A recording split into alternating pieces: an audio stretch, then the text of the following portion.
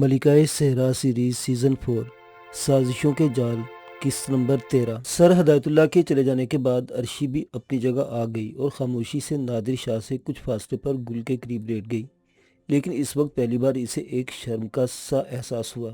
ہر چند کے سر ہدایت اللہ نے بڑی فراخ دلی سے کام لیا تھا اور نادر شاہ کے بارے میں ایسے سوالات نہیں کیے تھے جو عرشی کو شرمندہ کرتے، لیکن اب فطرت کا وہ پہلو سامنے آیا تھا جس میں نسوانیت اور مشرقیت تھی۔ ایک شخص کو اپنا شوہر بتاتی رہی تھی اور بچی کا باپ بھی، ساری باتیں اپنی جگہ، لیکن بہر طور یہ ایک اہم بات تھی۔ اس نے نظر اٹھا کر نادر شاہ کی طرف دیکھو، پھر چونک سی پڑی۔ اسے احساس ہوا کہ نادر شاہ کی آنکھیں کھلی ہوئی ہیں اور وہ سرگوشی کے انداز میں بولی، کیا تم آنکھیں کھول کر سو رہے ہو؟ جب کسی عورت کو اپنی زندگی کا ساتھی بنا لیا جائے تو اس کی طرف سے ہمیشہ ہوشیار رہنا چاہیے۔ میں تمہاری طرف سے کبھی غافل نہیں رہتا، تم تو بکواس کرنے کی مشین ہو۔ کب سے جاگ رہے ہو؟ جب سے والد صاحب قبلہ نے تم پر حملہ کیا تھا۔ او میرے خدا، تم بھی کسی شیطان سے کم نہیں ہو۔ ان پیار بھرے الفاظ کا شکریہ مس عرشی۔ تمہیں پتہ ہے کیا ہو گیا؟ جی ہاں پتہ ہے، اور میں سوچ رہا تھا کہ کہیں یہ جذباتی باپ بیٹی دوسرے لوگوں کو بھی ہوشیار نہ کر دیں۔ خدا کی پناہ، میں تو سوچ رہی تھی کہ تم سو رہے ہو۔ کہا نہ، اپنے آبرو کی حفاظت کرنا انسان پر فرض ہے۔ کیا سمجھتے ہو مجھے؟ عرشی جھلا گئی۔ اپنی آبرو؟ نادر شاہ نے معصومیت سے کہا۔ ڈیڈی کو سب کچھ پتہ چل گیا ہے، آخر تمہارے باپ ہیں، بڑا دلچسپ چھاپا مارا ہے تم پر۔ جانتے ہو بعد میں انہوں نے کیا کہا؟ اب اتنا بھی ذہین نہیں ہو کہ تم دونوں کے درمیان ہونے والے الفاظ بھی معلوم کر سکتا۔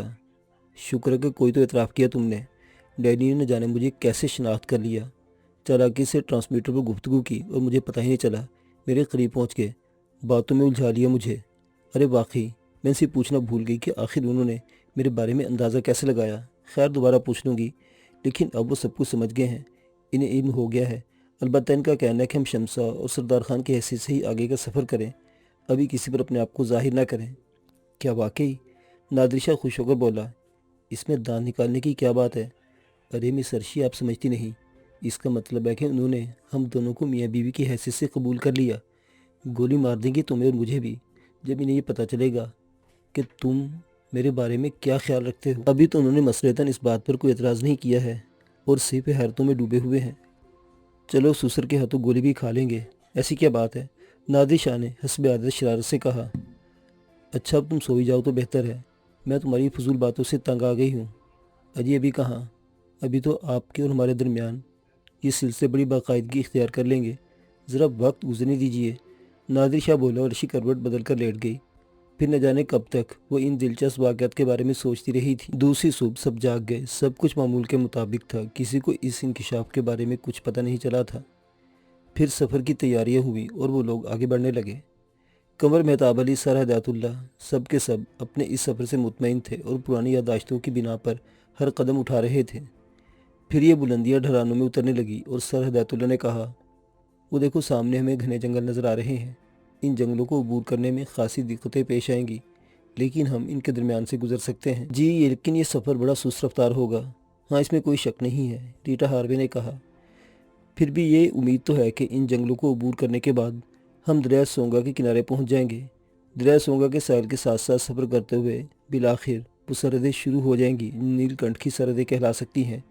کیا عجیب احساس ہو رہا ہے مجھے، ہم واقعی دوبارہ اس سرزمین تک پہنچ رہے ہیں جس نے ہمیں عجیب و غریب کہانیوں سے دوچار کیا تھا۔ سب کے سب اس تصور میں ڈوب گئے اور سفر جاری رہا۔ نادر شاہ اور عرشی نے اپنے آپ کو بالکل ہی غیر متعلق کر لیا تھا۔ اب انہیں جو کچھ کرنا تھا سر ہدایت اللہ کے ہدایت کے مطابق کرنا تھا اور وہ اپنے آپ کو اس کے لیے تیار کر چکے تھے۔ بالآخر یہ قافلہ جنگلوں میں داخل ہو گیا۔ جنگل بہت قدیم معلوم ہوتے تھے، درختوں کے تنے چوڑے، لیکن ان کے درمیان جگہ تھی۔ البتہ اوپر سے یہ درخت اس طرح سر جوڑے کھڑے تھے کہ بلندی سے ان کے نیچے کا منظر نہیں دیکھا جا سکتا تھا۔ ان لوگوں کو یہ بات معلوم تھی کہ ان جنگلوں میں درندے بھی بکثرت پائے جاتے ہیں، بلکہ یہاں انتہائی خوفناک درندوں سے واسطہ پڑ سکتا ہے، چنانچہ انہوں نے اپنے آپ کو پوری طرح محفوظ کر لیا تھا۔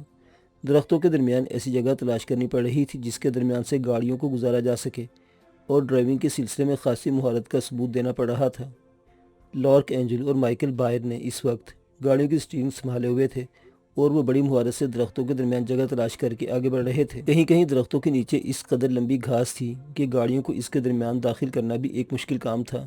یہ گھاس گاڑیوں سے کئی فٹ اوپر نکل جاتی تھی اور گاڑیاں اس میں روپوش ہو جاتی تھیں۔ لیکن بہرحال یہ مہم جو اس وقت اپنے ہتھیار سنبھالے خطرناک درندوں سے نمٹنے کے لیے تیار سامنے نگاہیں جمائے آگے بڑھ رہے تھے۔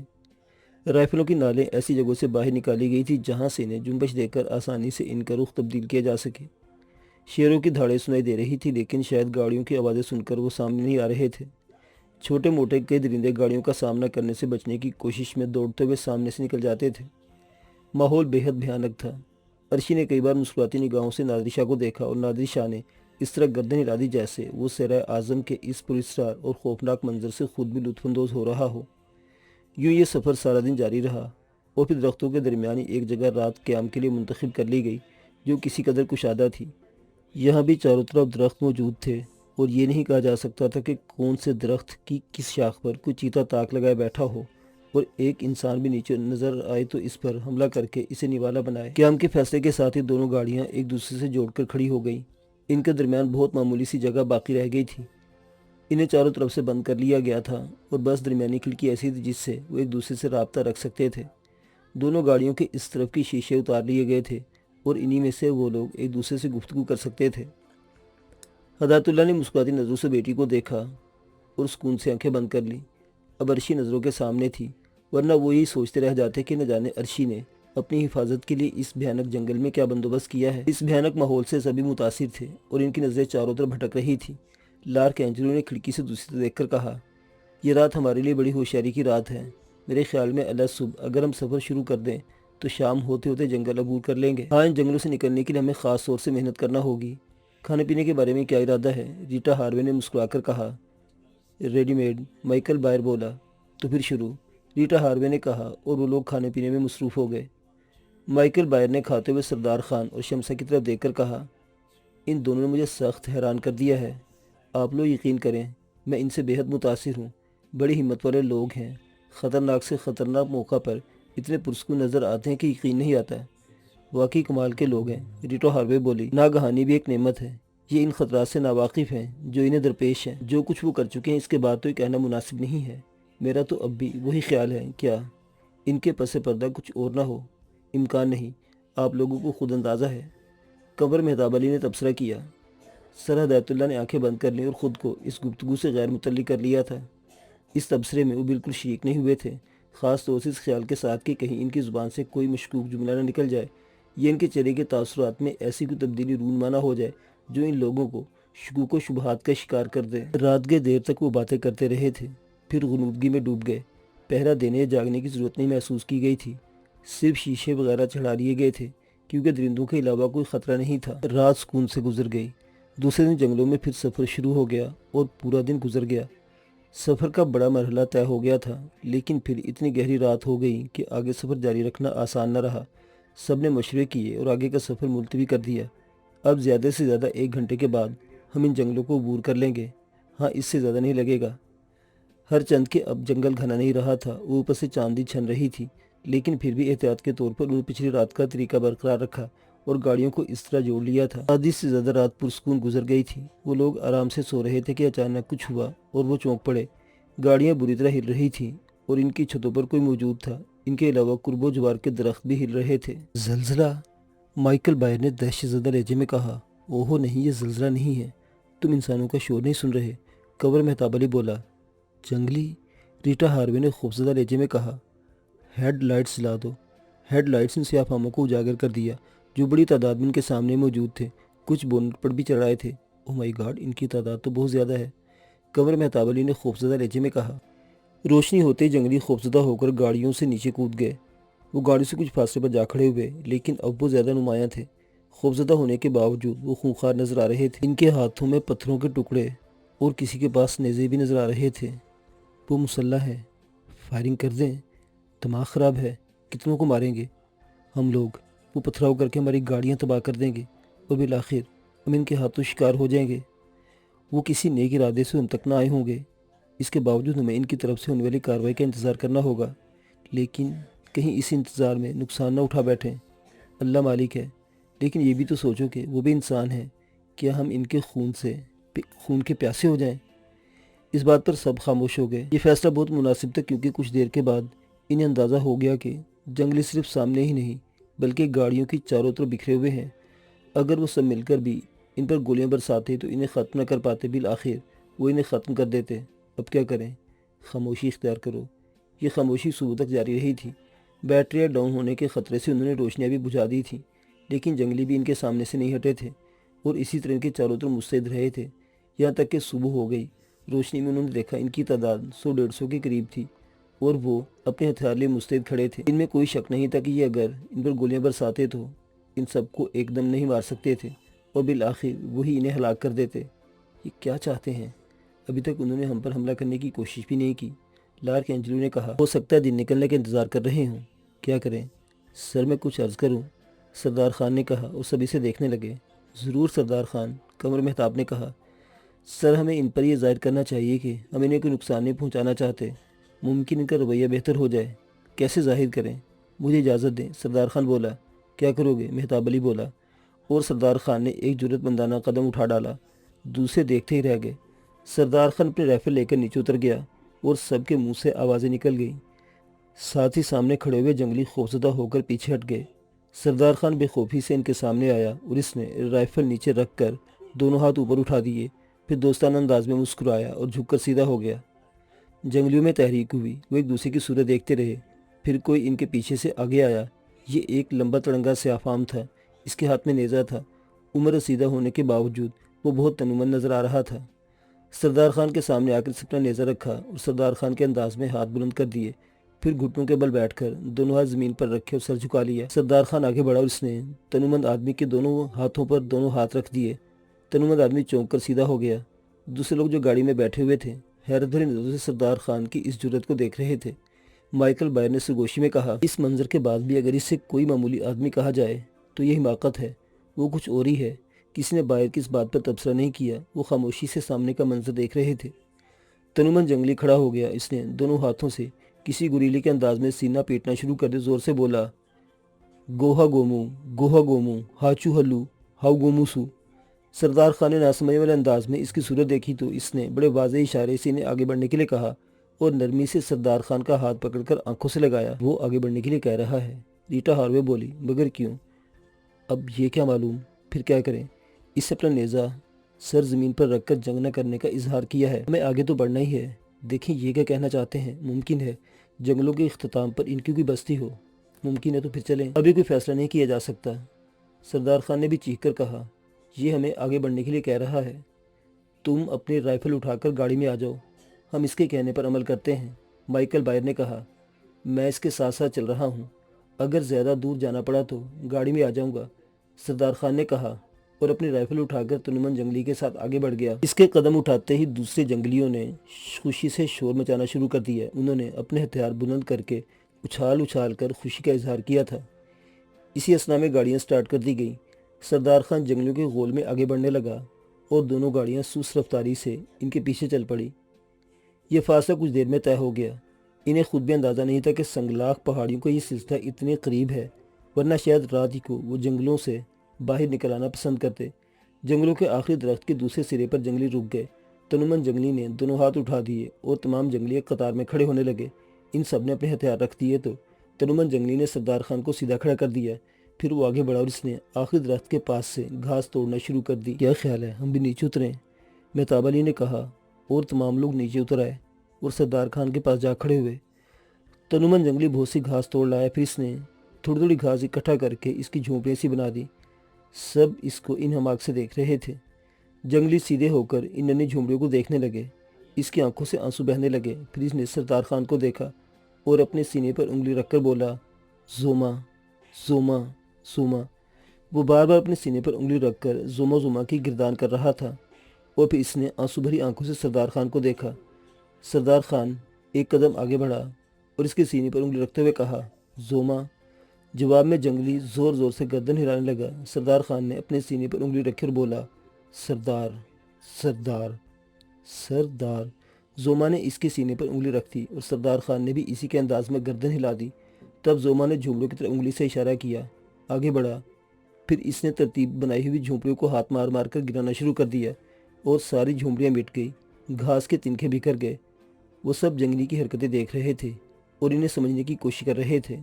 تمام اشارے واضح تھے اور وہ سمجھ رہے تھے کہ جنگلی جس نے اپنا نام زوما بتایا ہے ان جھونپڑوں کی تباہی کی داستان سنا رہا ہے۔ پھر اس اپنے ساتھیوں کی طرف رخ کر کے اپنی زبان میں زور زور سے کچھ کہا اور وہ سب زمین پر اس طرح لیٹ کے جیسے مر گئے ہوں۔ زوما نے انگلی اس طرف اشارہ کیا، پھر زمین پر بیٹھ کر زور زور سے رونے لگا۔ نیچے تمام جنگلی مردوں کے سے انداز میں لیٹے ہوئے تھے۔ زوما روتا رہا اور اس کے بعد اس نے زمین پر پڑے ہوئے جنگلیوں سے کچھ کہا اور وہ بھی اٹھ گئے۔ پھر سب کے سب دو زانوں بیٹھ کر زاروں کی طرح رونے لگے۔ ان سب کی آنکھوں میں ہمدردی کے آثار ابھر آئے۔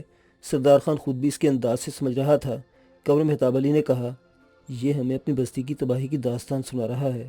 100%۔ اس کا مطلب ہے کہ اس کی بستی تباہ ہو گئی ہے۔ زوما اپنی جگہ سے اٹھا اور پھر اس نے اپنا ایک ہاتھ سیدھا کیا اور دوسرا کونی سے لگا کر منہ سے گولیاں چلانے کی آوازوں کا اظہار کیا اور ڈشو ڈشو کرنے لگا۔ وہ ڈشو ڈشو کر رہا تھا اور جنگلی ایک بار پھر زمین پر گر رہے تھے۔ سردار خان آگے بڑھ کر دونوں ہاتھ اٹھائے اور گردن ہلاتے ہوئے کہا، ہم سمجھ گئے زوما، تم کیا کہنا چاہتے ہو؟ تمہاری بستی تباہ ہوگی شاید۔ زوما سردار خان کے مطلب نہیں سمجھ سکا، لیکن اس کے چہرے پر بکھرے ہوئے مظلومیت کے آثار بتاتے تھے کہ یہ لوگ جو کچھ سمجھ رہے ہیں یہ وہی ہے۔ ان کی بستی تباہ کر دی گئی اور تباہی پھیلانے والوں نے گولیاں چلا چلا کر ان کے ساتھیوں کو ہلاک کر دیا ہے۔ اشاروں کی یہ زبان اتنی دلکش اور اتنی دلچسپ تھی کہ وہ اس میں کھو کر رہ گئے تھے۔ سردار زوما اشارے سے اور بھی کچھ بتا رہا تھا۔ اس نے لمبے لمبے بالوں کا اشارہ کیا، پھر ٹھمک ٹھمک کر چل کر دکھایا، پھر سر جھکا کر آنکھیں بند کر لی۔ غالباً اب وہ عورتوں کے بارے میں کچھ کہہ رہا تھا۔ پھر اس نے اپنے ہاتھ آگے کر دیے، یہ اظہار کیا جیسے وہ بندھے ہوئے ہوں اور کوئی انہیں گھسیٹ کر لے جا رہا ہو۔ سر ہدایت اللہ نے سرد لہجے میں کہا، سیگال، یہ ہمیں سیگال کی کہانی سنا رہا ہے۔ سمجھ گیا، میں بھی سمجھ گیا، مائیکل بائر نے کہا۔ سیگال یقینی طور پر اس کی بستی کو تباہ کر کے اس کی عورتوں کو لے گیا ہے اور اب یہ غمزدہ وحشی شاید ہم سے مدد چاہتے ہیں۔ یہ تو بڑا سنگین مسئلہ ہے، ہم ان بیچاروں کی کیا مدد کر سکتے ہیں؟ مائیکل بائر نے کہا۔ دفعہ نے سر ہدایت اللہ نے سردار خان کی طرف دیکھ کر کہا، سردار خان، کیا تمہارا بھی یہی خیال ہے جو ہمارا؟ سر، آپ نے بالکل درست سوچا، یہ ہم سے مدد مانگ رہا ہے، لیکن اب کیا کریں؟ سر ہدایت اللہ بولے۔ سر، معافی چاہتا ہوں، میری حیثیت آپ لوگوں کے درمیان ایک خادم کی سی ہے، لیکن آپ نے اگر مجھ سے اس بارے میں کچھ معلومات چاہی تو میں کھلے دل سے ایک بات کہہ سکتا ہوں۔ ہاں کہو، ہمیں ان کی مدد کرنی چاہیے، سردار خان بولا۔ تمہارا مطلب ہے خون ریزی؟ ریٹا ہاروے کہنے لگی۔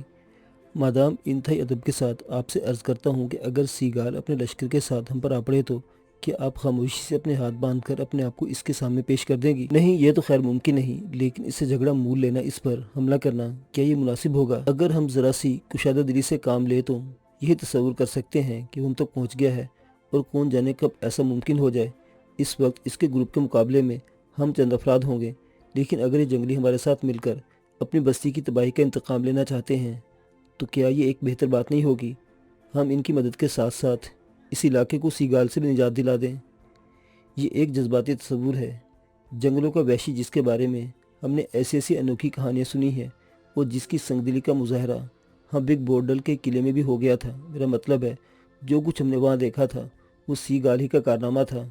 کیا اس جیسے وحشی سے جنگ کرنے کا نتیجہ بہتر ہو سکتا ہے؟ سردار خان کے چہرے پر سنگین تاثرات پھیل گئے۔ اس نے کہا، میں نہیں کہہ سکتا، اس وقت میں اپنے اوقات سے آگے بڑھ کر بول رہا ہوں، لیکن میری اپنی یہی رائے ہے اور اس کے لیے میں صرف اتنا ہی کہہ سکتا ہوں کہ اختلاف رائے مناسب نہیں ہوتا۔ کیا میں چاہے تنہا ہی صحیح ان معصوم جنگلیوں کا ساتھ دینے پر آمادہ ہوں؟ گویا تم ہم سے الگ ہٹ کر بھی سوچ سکتے ہو۔ مادام، اگر آپ برا نہ محسوس کریں تو میں صرف اتنا ہی کہہ سکتا ہوں کہ میں نے اپنی قیمت وصول نہیں کی۔ یہ تو ایک تعاون تھا جو آپ لوگوں کے ساتھ تھا۔ اگر آپ لوگ یہ سمجھتے ہیں کہ میں آپ کے ہاتھ فروخت ہو گیا ہوں تو یہ آپ کی غلط فہمی ہے، اسے دل سے نکال دیجئے۔ میرا ساتھ اور کوئی دے نہ دے، لیکن میری بیوی ضرور دے گی، اور ہم لوگ اپنی مقدور بھر جو کچھ بھی کر سکتے ہیں ان کے لیے ضرور کریں گے۔ ریٹا، تم کسی سے مشورہ کیے بغیر اس سے بحث کر رہی ہو، آخر دوسرے لوگ بھی یہ ہیں، یہ فیصلہ تم تنہا نہیں کر سکتی۔ سر ہدایت اللہ نے درست لہجے میں کہا۔ ان کے اندر کوئی اور ہی بول رہا تھا، لیکن قمر مہتاب علی بھی اس بات سے متفق تھا کہ ان جنگلیوں کے ساتھ مل کر سیگال کے خلاف کوئی قدم اٹھایا جائے۔ قمر مہتاب علی نے ریٹا ہاروے کو سمجھاتے ہوئے کہا، سردار خان نے یہ بات بالکل درست کہی ہے، اور تم دیکھ چکی ہو کہ سیگال کے ان 5 وحشی ساتھیوں نے کیا عمل کیا تھا۔ اگر سردار خان اس وقت ذہانت سے کام نہ لیتا، تمہارا کیا خیال ہم بچ گئے ہوتے؟